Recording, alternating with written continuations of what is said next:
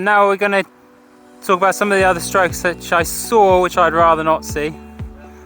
One of those was that forehand slice within the rally. Just drop those completely. The only time you should be hitting the forehand slice is if you're running out and you can't hit the topspin and you're on that defense, and you just, all you can do is slice it back.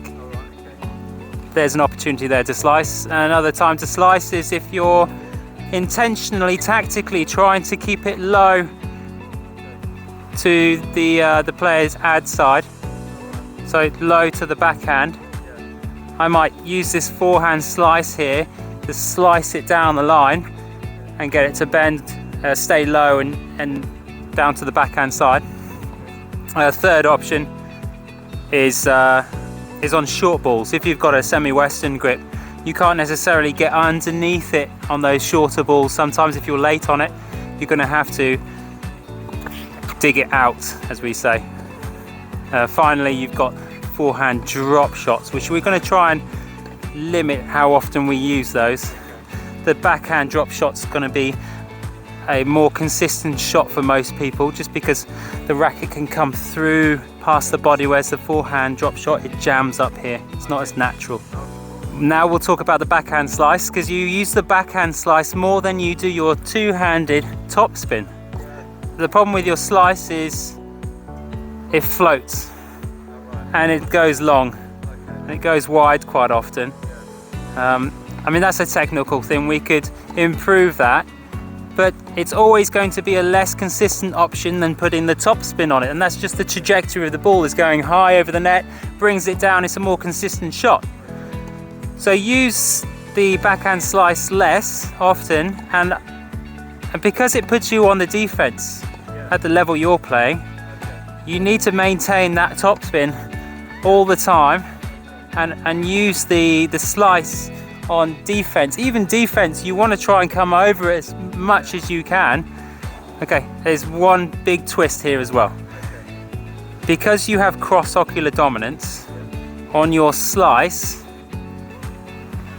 okay, you hit the slice by stepping across like this. And if you look at where your eye's positioned when you step across, you've got your dominant eye at the back. You can't see the target, you can't see the ball. So if you're slicing, you really have to get those feet lined up, so you're not going to be able to use it as a defensive shot, because you can't see the ball, you can't see your opponent either. So it's out for the defensive shots out wide. If it's not a defensive shot, you're going to choose the topspin backhand instead, because it's a much more effective shot for you. The only time you're ever going to be using that slice is on short balls, where you're coming in because you can get your feet lined up and you can use it as maybe a chip and charge. Okay, so just drop the backhand slice, I'm sorry. Now the forehand, you can get away with stepping across like this because you have cross-ocular dominance. You can still see it with your dominant eye. On the backhand, you can't get away with the semi-closed position. It's not favorable anyway. Okay, so you're going to have to hit more open stance backhands than normal, because you cannot afford to step across. You can hit the neutral stance backhand or open stance. So let's practice your open stance backhand a little bit. So instead of this defense shot which you're used to, you're going to have to opt for the open stance topspin backhand instead. Now we talked about on that forehand, when you hit that shot in the neutral stance position, you need to be going forward so you get into a position where you can recover back to the middle. The same goes on the backhand. Don't hit that neutral stance and stay there, otherwise you'll be slow on the recovery. So you're very much restricted on that backhand on what type of shot you can use. You can't use any closed stance at all, whether that's the slice or the topspin backhand. Okay. Yeah, just to make sure that you can see the ball with your dominant eye when you hit the shot. Ideally, you can get neutral stance as much as possible, because then you can get your body weight forwards and you can rotate into the shot. If you haven't got time, your open stance, and if you have time, take that extra step forwards, and that gets you into the neutral stance position.